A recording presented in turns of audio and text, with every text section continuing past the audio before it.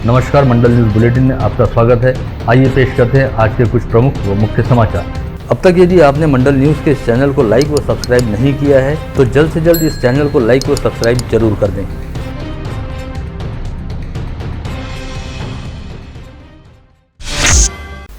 शहर में अवैध तरीके से चलने वाली बीसी के नाम पर इससे पहले भी बीसी माफियाओं द्वारा कई लोगों को लाखों करोड़ों रुपए की चोट देकर अपने हाथ खड़े कर लिए गए, जिसमें से कई मामले पुलिस तक भी पहुंचे। लेकिन इसके बावजूद शहर में अवैध तरीके से चलने वाली बीसी का सिलसिला अब भी रुका नहीं है। वहीं अब अमरावती में रहने वाले मिलन नामक एक बीसी संचालक ने हजारों शहर वासियों को पोपट बनाते हुए करीब 4 करोड़ रुपयों की जालसाजी की है। साथ ही पता चला है कि मोतीनगर परिसर में रहने वाला यह व्यक्ति अब यहां से अपना फ्लैट बेचकर अपने परिवार सहित अमरावती छोड़कर चला गया है और अब उसके तमाम मोबाइल भी स्विच ऑफ पड़े हैं, जिसकी वजह से इस व्यक्ति से अब कोई भी संपर्क नहीं कर पा रहा। जानकारी के मुताबिक मिलन नामक इस व्यक्ति की रुक्मिणी नगर परिसर में अतुल मंगल कार्यालय के पास अपनी खुद की मिल्कियत वाली एक दुकान है, जिस पर किसी भी तरह का कोई बोर्ड नहीं लगा हुआ है। इसी दुकान को इस व्यक्ति द्वारा अपने कार्यालय के तौर पर उपयोग में लाया जाता था और यहीं से प्रतिमाह हजारों लाखों रुपयों की बीसी चलती थी। लेकिन आज सुबह से इस दुकान पर ताला लटका हुआ है और उस व्यक्ति के पास बीसी में निवेश करने वाले लोग यहां पर चक्कर काट रहे हैं। साथ ही अपना पैसा डूब जाने के डर की वजह से सभी निवेशकों में जबरदस्त हड़कंप भी व्याप्त है। इस व्यक्ति द्वारा चलाई जाने वाली 1000 रुपए प्रति माह की बीसी में करीब 400 और 2000 रुपए प्रति माह की बीसी में करीब 300 सदस्य शामिल थे। साथ ही इस व्यक्ति द्वारा 6 लाख रुपयों से 12 लाख रुपए प्रति माह की बीसी भी चलाई जाती थी। अमरावती वासियों को पोपट बनाने वाले मिलन नामक इस बीसी संचालक के पास कई लोगों की हुंडी चिट्ठियां भी पड़ी थी, जिनमें 35 लाख से 80 लाख रुपए तक की हुंडी चिट्ठियों का समावेश था।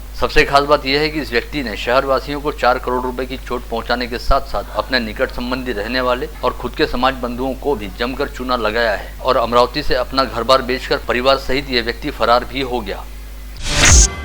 स्थानीय जिला सामान्य अस्पताल में एक अनजान व्यक्ति ने आज 4 लोगों को बेहद लहूलुहान अवस्था में लाकर भर्ती कराया और जानकारी दी कि इन चारों लोगों की कार को वरुण नागपुर मार्ग पर किसी अज्ञात वाहन ने टक्कर मारी और वह वाहन चालक फरार हो गया। पश्चात डॉक्टरों द्वारा परीक्षण किए जाने पर पता चला कि इन चारों लोगों में से एक महिला की पहले ही मौत हो गई है, जिसने संभवतः घटना स्थल पर ही दम तोड़ दिया था। वहीं 3 अन्य लोग बुरी तरह घायल हैं, जिन्हें जिला सामान्य अस्पताल में इलाज हेतु भर्ती किया गया है। घायल व्यक्तियों में से हरिदास गजबीये नामक एक व्यक्ति के पास उनका पहचान पत्र बरामद हुआ, जिससे पता चला कि वे सेवानिवृत्त शिक्षक हैं। वहीं मृतक महिला की पहचान भारती गजबीये के तौर पर हुई है। इसके अलावा वंशिका मानकर नामक युवती सहित 2 साल की आयु वाला एक बच्चा भी इस हादसे में घायल हुए हैं। पता चला है कि ये सभी लोग नागपुर के निवासी हैं और अपने किसी रिश्तेदार के यहाँ पर एक बच्चे के बर्थडे में शामिल होने हेतु बीती शाम नागपुर से वरुण पहुंचे थे और आज सुबह नागपुर वापस जाने हेतु रवाना हुए थे, किंतु वरुण नागपुर मार्ग पर किसी अज्ञात वाहन ने उनकी कार को जोरदार टक्कर मारी, जिससे एक महिला की मौके पर मौत हो गई। वहीं 3 अन्य बुरी तरह से घायल हुए। घायलों में से हरिदास गजबीये की स्थिति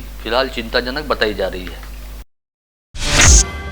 महाविकास आघाड़ी सरकार के मंत्रिमंडल की आज एक महत्वपूर्ण बैठक हुई, जिसमें कई महत्वपूर्ण मामलों पर चर्चा करते हुए कुल 4 निर्णय लिए गए, जिसके मुताबिक महानगर पालिकाओं व नगर पंचायतों की तरह जनसंख्या वृद्धि के आधार पर जिला परिषद में भी सदस्य संख्या को बढ़ाए जाने को मंजूरी दी गई। साथ ही महानगर पालिका, नगर परिषद व नगर पंचायत सहित पंचायत समिति व ग्राम पंचायत का चुनाव लड़ने के इच्छुक प्रत्याशियों को जाति वैधता प्रमाण पत्र पेश करने के लिए समयावधि दिए जाने को मान्यता दी गई। इसके साथ ही मंत्रिमंडल की बैठक में कोविड वायरस के ओमिक्रॉन नामक स्ट्रेन के संक्रमण को रोकने के बारे में भी आवश्यक चर्चा की गई। राज्य के पर्यटन मंत्री आदित्य ठाकरे द्वारा एक बेहद महत्वपूर्ण सनसनीखेज जानकारी उपलब्ध कराई गई है, जिसके मुताबिक जारी माह में 10 नवंबर से लेकर अब तक दक्षिण अफ्रीका से करीब 1000 के आसपास लोग मुंबई आए हैं, जो मुंबई के साथ ही राज्य के अन्य शहरों में भी गए हैं। ऐसे में फिलहाल इस बात का पता लगाया जा रहा है कि दक्षिण अफ्रीका से आए कितने यात्री इस समय मुंबई में हैं और शेष महाराष्ट्र में कितने यात्री गए हैं। पर्यटन मंत्री आदित्य ठाकरे के मुताबिक दक्षिण अफ्रीका से मुंबई आए सभी प्रवासी नागरिकों की खोजबीन शुरू है और उनका पता हासिल करने के साथ ही उनके फोन नंबर प्राप्त करते हुए उनसे संपर्क का प्रयास किया जा रहा है, जिसके तहत अब तक कई लोगों को ट्रेस भी किया जा चुका है। इस समय कोविड वायरस के ओमिक्रॉन नामक नए वेरिएंट के चलते राज्य में किए गए अनलॉक और शालाओं के खुलने को लेकर काफी हद तक संभ्रम देखा जा रहा है, जिसे लेकर राज्य के स्वास्थ्य मंत्री राजेश टोपे ने स्पष्ट किया है फिलहाल महाराष्ट्र में नए वेरिएंट का कोई अस्तित्व नहीं है, अतः बेवजह चिंता करने की कोई जरूरत नहीं। उन्होंने कहा कि राज्य में किए गए अनलॉक को यथावत कायम रखा जाएगा और सरकार द्वारा की गई घोषणा के अनुरूप राज्य में आगामी 1 दिसंबर से सभी शालाएं खोल दी जाएंगी, जिसके तहत कक्षा पहली से लेकर आगे की सभी कक्षाओं में ऑफलाइन पढ़ाई का काम शुरू कर दिया जाएगा। स्वास्थ्य मंत्री टोपे के मुताबिक उनकी इस संदर्भ में राज्य की शालेय शिक्षा मंत्री वर्षा गायकवाड़ से बात हो चुकी है और स्वास्थ्य महकमे द्वारा इस संदर्भ में शिक्षा विभाग को हरी झंडी दिखा दी गई है। इसी तरह छोटे बच्चों हेतु तैयार किए गए टास्क फोर्स में भी शालाओं को शुरू करने के संदर्भ में अपनी सहमति दी गई है। इस समय जहां एक और पूरी दुनिया कोविड वायरस के ओमिक्रॉन नामक नए स्ट्रेन की वजह से चिंतातुर है, वहीं दूसरी ओर महाराष्ट्र से कोविड संक्रमण को लेकर एक बेहद राहत वाली खबर सामने आई है, जिससे महाराष्ट्र के लोगों को काफी दिलासा मिल सकता है। पता चला है कि जारी नवंबर माह के दौरान राज्य के अमरावती, अकोला, गोंदिया, गढ़चिरौली, नागपुर, नांदेड़, हिंगोली व पालघर सहित कुल 15 जिलों में कोविड संक्रमण के चलते एक भी मौत नहीं हुई और इस समय राज्य के 9 जिलों में कोविड टेस्टिंग का प्रमाण भी काफी घट गया है। हालांकि इसके बावजूद कोविड वायरस के नए वेरिएंट को लेकर सरकार की ओर से आवश्यक सतर्कता व सावधानी बरतने का आह्वान किया गया है।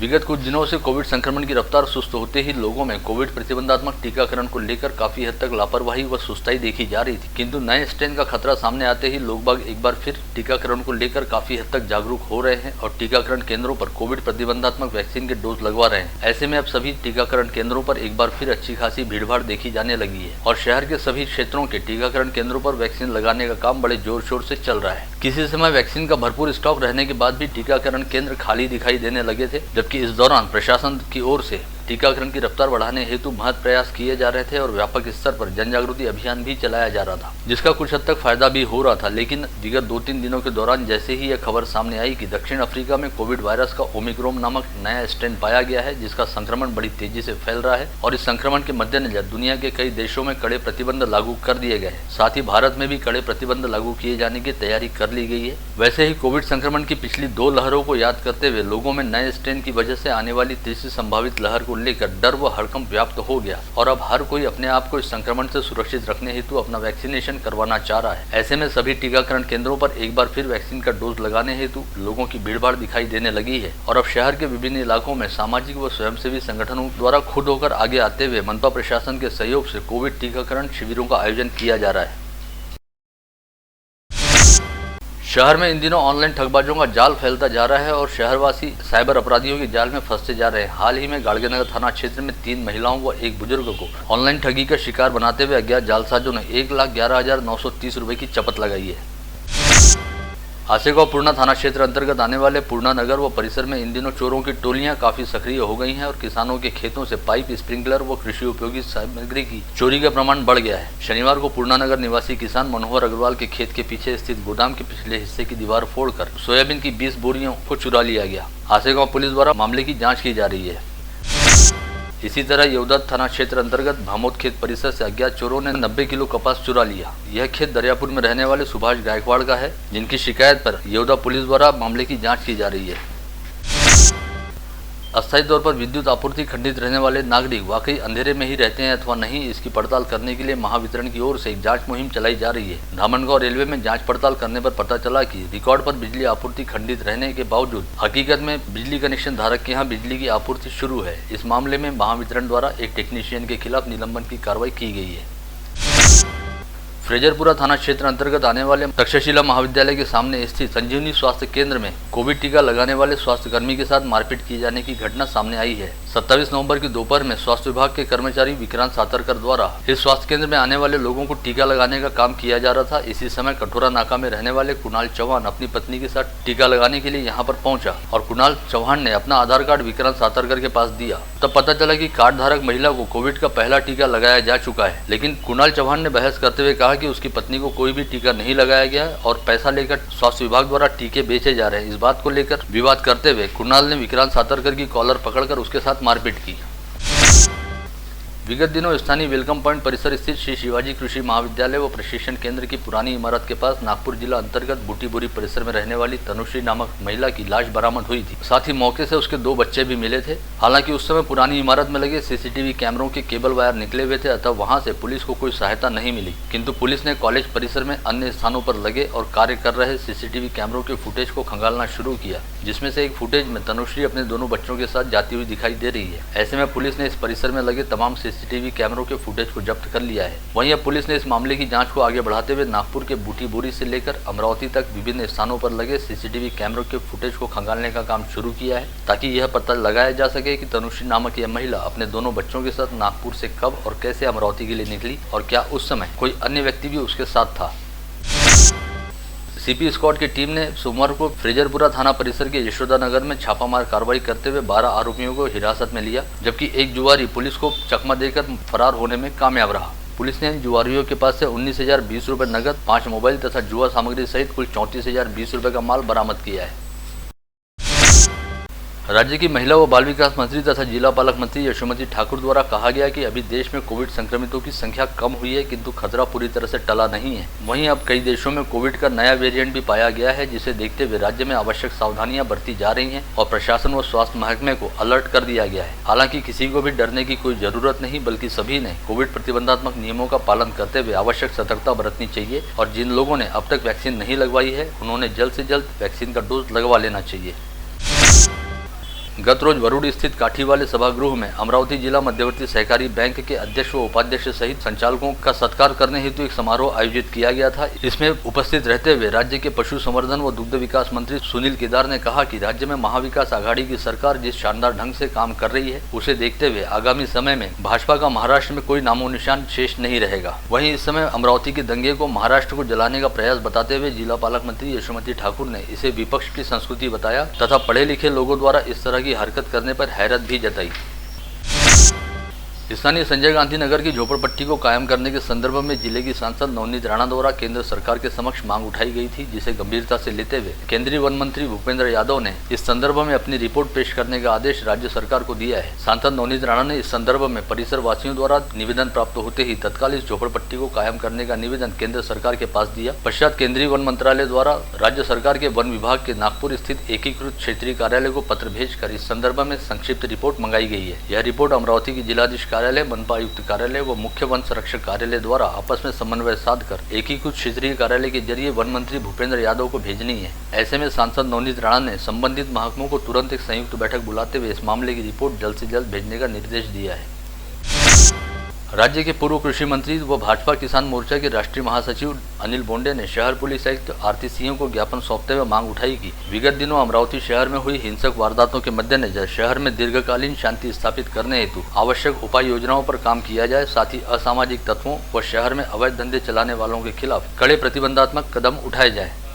अमरावती शहरामध्ये 12 आणि 13 तारखेला ज्या अप्रिय घटना घडल्या त्याच्या पार्श्वभूमीवर अमरावती शहरामध्ये दीर्घकालीन शांतता राहावी या दृष्टीनं आम्ही कमिशनर ऑफ पोलीस यांना भेटायला आलो होतो आणि त्यामध्ये 7 मुद्दे आम्ही प्रामुख्याने दिलेले आहेत। एक सगळ्यात महत्त्वाची गोष्ट की अनेक युवक ज्यामध्ये शांततापूर्ण निषेध करण्याकरता आले होते,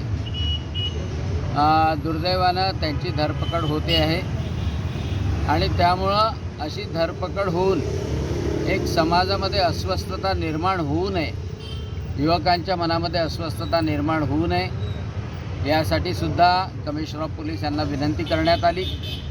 आणि त्याशिवाय जे या दंगलीच्या पाठीमागं 12 तारखेला जो मोर्चा निघाला त्याची सुद्धा उच्च न्यायालयाच्या मार्फत, न्यायाधीशाच्या मार्फत चौकशी व्हावी। रजा अकादमी जी याला जबाबदार आहे त्याच्यावर बंदी आणावी हे आम्ही संपूर्ण महाराष्ट्रभर सांगतोय। आणि त्यामुळे अमरावती शहरामध्ये अवैध धंदे आहेत, वेगवेगळ्या प्रकारचे, वाळू तस्करी आहे, गुटख्याचा माफिया आहे, गांजा आहे, मटका अजूनही सुरू आहे आणि त्या गोष्टीवर तातडीनं कडक कारवाई करण्यात यावी हा आग्रह धरण्यात आला। शहरामध्ये फेरीवाल्याचं अतिक्रमण मोठ्या प्रमाणात आहे आणि त्या फेरीवाल्याच्या अतिक्रमणामुळं व्यापारी, फेरीवाले यांचा संघर्ष सातत्याने होतो। या 12 तारखेच्या असंतोषामध्ये, अप्रिय घटनेमध्ये त्याचा मोठा हात होता आणि त्यामुळं फेरीवाल्यांना अधिकृत करण्यात यावं। स्थायी फेरीवाले असू नये, फिरते फेरीवाले असावे, पण लायसन असावं। त्यासाठी मनपाच्या सोबत समन्वय साधून पोलिसांनी तातडीनं कारवाई करावी। 13 तारखेपासून मोठ्या प्रमाणामध्ये जे फक्त फ्रेममध्ये आहेत, म्हणजे शांततामय आंदोलन करण्यासाठी आले होते आणि उभे होते असे व्हिडिओमध्ये किंवा फोटो फ्रेममध्ये दिसतात आहेत, त्यांच्या घरी जाऊन त्यांच्यावर कारवाई करणे। रात्री 2-2 वाजता पोलीस त्यांच्या घरी जातात आहे आणि जसं सांगितलं की विद्यार्थी याच्यात मोठ्या संख्येने आहेत, तर त्याविषयी आम्ही मॅडमकडे म्हटलं आहे की आता हा दंगलीचा विषय संपलेला आहे, गावात शांतता प्रस्थापित झालेली आहे। अशावेळी जर का आपण यांच्यावर कारवाई करत असू तर असंतोष अजून होईल। ज्यांनी या सगळ्या घटनेत असतील त्यांच्यावर कारवाई झाली तर ते कोर्टामध्ये लढाई लढू आणि जे काही त्याचे परिणाम होतील ते बघू, परंतु यांच्यावरची कारवाई थांबवली पाहिजे आणि आता गावामध्ये खरोखर शांतता असली पाहिजे अशी मागणी आम्ही केली आहे। मॅडमनी त्याला सकारात्मक प्रतिसाद दिलेला आहे। कोविड की महामारी व लॉकडाउन के चलते आदिवासी परिवारों को रोजगार व मजदूरी मिलना बंद हो गया था। ऐसे में उनके समक्ष उदर निर्वाह की समस्या आन पड़ी थी। इस बात के मद्देनजर मोर्शी वरुण निर्वाचन क्षेत्र के विधायक देवेंद्र भुयार ने राज्य में आदिवासी समाज बंधुओं के लिए खावटी कर्ज योजना तत्काल शुरू किए जाने की मांग राज्य के मुख्यमंत्री उद्धव ठाकरे से की थी, जिसे राज्य सरकार द्वारा तत्काल मंजूर भी किया गया। ऐसे में मोर्शी व वरुण तहसीलों के 7,291 आदिवासियों के लिए 1,20,00,000 रुपए का खावटी अनुदान उपलब्ध कराया गया है। वहीं आज सोमवार 29 अक्टूबर को अम्बाडा पंचायत समिति सर्कल के गांवों हेतु अम्बाडा गांव में विधायक आपके द्वार कार्यक्रम का आयोजन किया गया, जिसके तहत विधायक देवेंद्र भुयार ने क्षेत्र के विभिन्न गांवों का दौरा करते हुए संबंधित गांवों के हर एक घर को भेंट दी और गाँव वासियों की समस्याओं को जानने के साथ ही उन्हें हल करने हेतु आवश्यक कदम उठाए।